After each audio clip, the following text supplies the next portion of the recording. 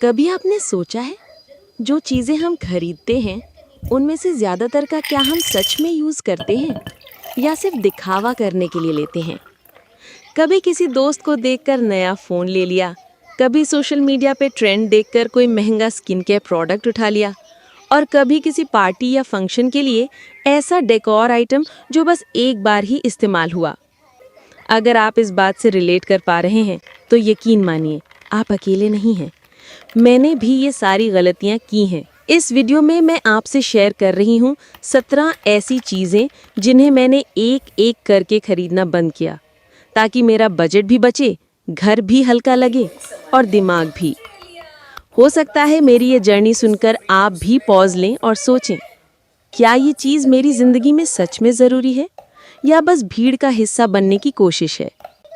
पहली चीज़ mobile phone, लेकिन खास तौर पर वो जो सिर्फ दूसरों को दिखाने के लिए खरीदा जाता है।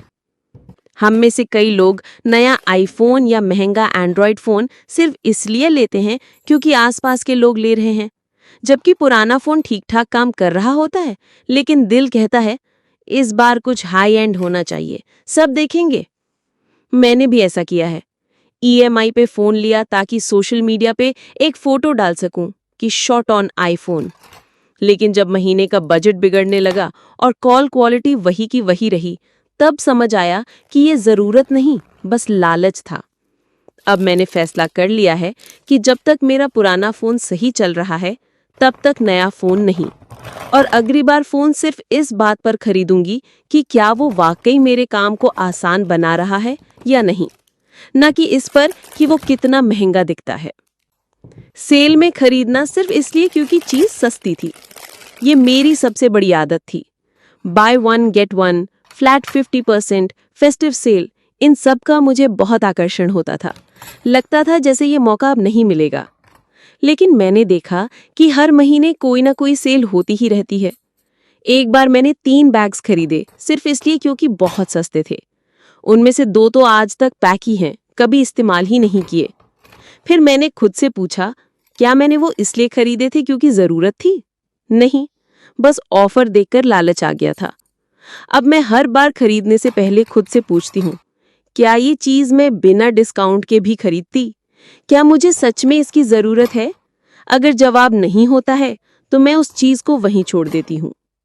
इससे मेरा पैसा, समय और स्पेस तीनों की बचत होती है। इंस्टाग्राम ट्रेंड देखकर खरीदे गए किचन आइटम्स। मुझे किचन बहुत पसंद है और इंस्टाग्राम पे किचन के वीडियोस देखना मेरी आदत है। वहाँ हर रोज़ कोई नया गैजेट दिखता है, कोई स्लाइसर, कोई फ्रूट कटर, कोई इलेक्ट्रिक हांडी। साथ ही कुछ इतना सुंदर और एस्थेटिक होता है, जैसे pastel coloured ceramic bowls, leaf shaped serving trays या रोटेटिंग स्पाइस ऑर्गेनाइजर्स, कि दिल कहता है ये तो मेरी किचन में होना ही चाहिए। तो मैंने भी खरीदे। वो पुल चॉपर जो एक बार चलाने के बाद उलझ गया, मिनी पोर्टेबल ब्लेंडर जो 2 स्मूदी बनाने के बाद अलमारी में चला गया, और वो सुंदर से सिरेमिक मग्स जो इतने फ्रेजाइल थे कि डर के मारे किसी को सर्व करने की हिम्मत ही नहीं हुई। धीरे धीरे मेरी किचन की दराजें और शेल्फ भरने लगी। और मज़े की बात ये कि 80% आइटम्स मैंने एक बार भी यूज़ नहीं किए, क्योंकि जब असली खाना बनाना होता है तो वही पुराना चाकू, कढ़ाई और एक सादा थाली सबसे पहले आती है काम में। एक दिन मैंने सारी चीज़ें बाहर निकाली, ceramic butter dishes, stackable fridge organisers, wooden spice racks with glass jars, और देखा कि बस 3 चीज़ें हैं जो मैं रोज़ाना यूज़ करती हूँ। बाकी सबको मैंने या तो दान कर दिया या किसी को दे दिया। अब मेरी किचन खुली लगती है, क्लटर फ्री और बहुत सिंपल। और सबसे बड़ी बात, अब जब कुछ खरीदती हूँ तो पहले खुद से पूछती हूँ कि क्या मैं ये चीज़ रील में देखकर ले रही हूँ या वाकई मेरी ज़रूरत है। नए साल पर खरीदी गई डायरीज और प्लानर्स जो कभी पूरी नहीं हुई। मैं हर साल सोचती थी कि इस बार सब कुछ प्लान करके चलूंगी, इसलिए एक सुंदर सी डायरी, एक मोटिवेशनल प्लानर और कलरफुल पेन्स खरीदे जाते थे। पर हकीकत ये थी कि वो प्लानर साल के पहले ही महीने में बंद हो जाता था।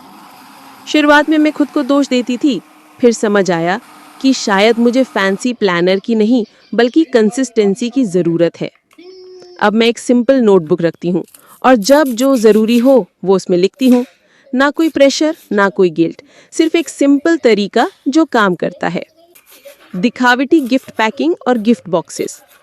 पहले जब किसी को गिफ्ट देती थी तो सबसे ज्यादा ध्यान उस पैकिंग पर जाता था। रंग बिरंगे box, ribbon, tag, glitter paper. मुझे लगता था इससे गिफ्ट अच्छा लगेगा। लेकिन सच ये है कि वो गिफ्ट पैकिंग 10 मिनट बाद कचरे में जाती थी।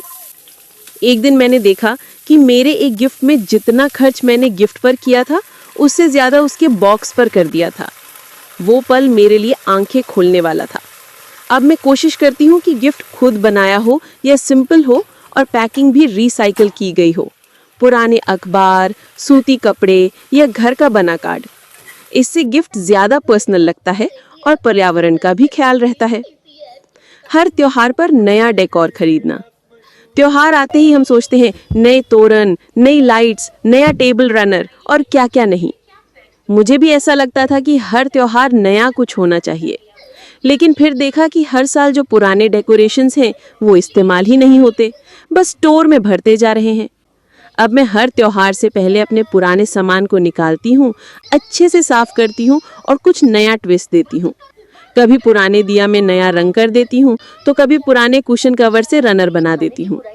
इससे ना सिर्फ खर्चा बचता है बल्कि अपने बनाए हुए डेकोर से एक अलग ही संतोष मिलता है। शोपीस और सजावटी सामान। कई सालों तक मैं हर ट्रिप से, हर बाजार से कोई ना कोई सजावटी आइटम ले आती थी। कोई मूर्ति, कोई ग्लास शोपीस, कोई मिनिएचर। पर धीरे धीरे घर भरने लगा। सफाई में वक्त ज्यादा लगता और देखने में भी कमरे भारी लगते। एक बार सफाई करते वक्त मैंने खुद से पूछा, क्या मुझे इन चीजों की वाकई जरूरत है? क्या ये मेरी खुशियों का हिस्सा है या बस धूल पकड़ने वाले आइटम हैं? तब से मैंने हर कमरे में सिर्फ 1 या 2 जरूरी और दिल से जुड़े सजावटी सामान रखे हैं। कम चीजें, ज्यादा खुलापन। डेली डिलीवरी वाले ऐप से फालतू सामान मंगवाना। स्विगी, इंस्टामार्ट, ब्लिंकिट, अमेज़न, ये सब ऐप्स ने हमें इतना आसान बना दिया है खरीदना कि बिना सोचे समझे बटन दबाकर कुछ भी मंगवा लेते हैं। एक समय था जब मैं हर हफ्ते 5-6 बार कुछ ना कुछ ऑर्डर कर देती थी। चीजें आती थीं, कुछ काम की होती थीं, कुछ बस ऐसे ही। फिर देखा कि महीने का खर्च अचानक बढ़ गया है। छोटे छोटे ऑर्डर्स करके भी हजारों खर्च हो जाते थे। अब मैंने एक रूल बना लिया, जो चीज हफ्ते में 2 बार से ज्यादा काम नहीं आती वो ऐप से नहीं मंगानी। थोड़ा सोच समझकर चलने से जेब भी बची और फोन की नोटिफिकेशन की टैं भी बंद हो गई। डिस्पोजेबल प्लेट्स, ग्लासेस और प्लास्टिक आइटम्स। पहले जब भी कोई मेहमान आता या बर्थडे होता तो सबसे आसान तरीका लगता, डिस्पोजेबल प्लेट्स और ग्लासेस खरीद लो, बाद में सब फेंक दो, कोई झंझट नहीं। लेकिन फिर मैंने जाना कि हर बार इससे प्लास्टिक वेस्ट बहुत ज्यादा बढ़ जाता है। अब मैंने कुछ हल्के स्टील सेट्स खरीद ली हैं जिनको मैं पार्टी या पिकनिक में इस्तेमाल करती हूँ। थोड़ा साफ करने का झंझट जरूर है, लेकिन मन में संतोष है कि मैं पर्यावरण के लिए अच्छा कर रही हूँ। एक्स्ट्रा बेडशीट्स और कुशन कवर्स। कभी बाजार जाती थी तो लगता था ये बेडशीट कितनी सुंदर है, ले लेती हूँ। पर घर आकर महसूस होता था कि पहले से ही 8-10 पड़ी हैं और उनमें से कई कभी यूज ही नहीं हुई। अब मैंने ये नियम बना लिया है कि जब तक पुरानी 2 चीजें दान या रिपर्पस नहीं करती तब तक नया कुछ नहीं लूंगी। इससे मेरी अलमारी भी साफ रहती है और मैं हर चीज को बेहतर इस्तेमाल कर पाती हूँ। बस अच्छे लग रहे थे कहकर खरीदी गई किताबें। मुझे किताबें बहुत पसंद है, लेकिन एक समय था जब मैं किताबों को सजावट के लिए खरीदती थी। सुंदर कवर, मोटा हार्ड बाउंड, पर पढ़ना नहीं हो पाता था। अब मैंने वही किताबें खरीदी हैं जिन्हें मैं वाकई पढ़ना चाहती हूँ। किंडल पे भी कुछ ट्राई किया है जिससे पेपर की बर्बादी भी नहीं होती और किताबें इकट्ठा भी नहीं होती। महंगे स्किन केयर प्रोडक्ट्स बिना जरूरत के। इंस्टाग्राम पे एक इन्फ्लुएंसर कहे कि ये सीरम ट्राई करो और हम खरीद लेते हैं। मैं भी करती थी, पर बाद में स्किन को सूट नहीं करता और आधा बॉटल यूं ही फेंकना पड़ता है। अब मैं वही प्रोडक्ट्स लेती हूँ जो मेरी स्किन को सूट करते हैं, चाहे वो घरेलू नुस्खे हों या simple aloe vera gel. Skin care के नाम पर एक्सपेरिमेंट बंद कर दिया है। हर मौसम के लिए अलग अलग जूते या चप्पल। पहले सोचती थी गर्मी के लिए ये सैंडल, मॉनसून के लिए रबड़ वाला, शादी के लिए अलग, ऑफिस के लिए अलग। नतीजा अलमारी में जगह नहीं बची और मैं घूम फिर के वही 2 चप्पल पहनती थी जो सबसे आरामदायक थी। अब मैंने अपने फुटवेयर मिनिमल कर दिए हैं, एक फॉर्मल, एक कैजुअल, एक मॉनसून फ्रेंडली। जितना पहनती हूँ उतना ही रखती हूँ। जूतों का ये बुखार मेरे अंदर से अब उतर गया है। छोटे बच्चों को खुश करने के लिए हर बार खिलौना लेना। जब भी कोई बच्चा घर आता था मैं सोचती थी उसके लिए कुछ ले आऊं, लेकिन देखा कि बच्चों को तो उस चीज से खेलने में 5 मिनट लगते हैं, फिर वो किनारे फेंक दी जाती है। अब मैं बच्चों के लिए कुछ हाथ से बना देती हूँ, कहानी सुनाती हूँ या उनके साथ समय बिताती हूँ। उन्हें प्यार ज्यादा याद रहता है, टॉयज नहीं। भारी बैग्स और पर्सेस। पहले फैशनेबल लगने के लिए बड़े बड़े पर्सेस और बैग्स खरीदती थी, लेकिन खुद ही उठाते वक्त लगता था ये बैग मेरा स्टाइल नहीं, सिरदर्द बन गया है।